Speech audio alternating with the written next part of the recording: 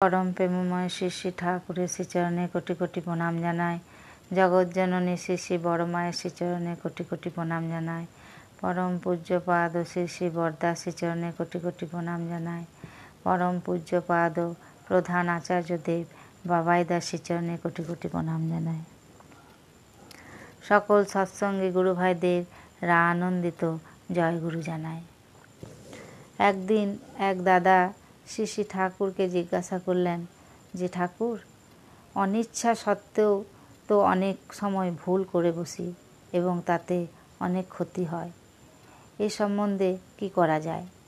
শ্রী শ্রী ঠাকুর বললেন, ভুল মানুষেরই হয়, ওতে ঘাবড়াতে নেই। এক ভুল যাতে বারে বারে না হয় সেদিকে নজর রাখতে হবে।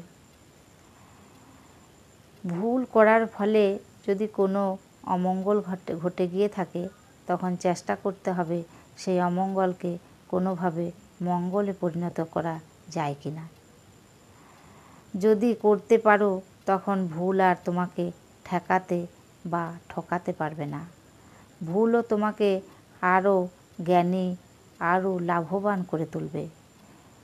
সর্ব অবস্থায় মঙ্গল প্রচেষ্টা নিয়ে চলাই যায়, তখন ভুল আর থমকে দিতে পারে না। আমি তাই কিছুতেই হাল ছাড়ি না।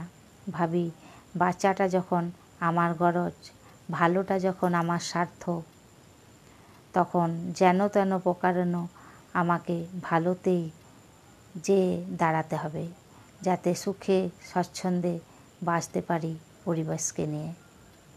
মঙ্গলের অধিকারী হওয়ায় দায়টা যখন আমার না হতো, তাহলে না হয় চুপচাপ থাকা চলতো, কিন্তু দায়টা যখন আমারই, তখন বসে থাকা চলে কি করে? জয় গুরু।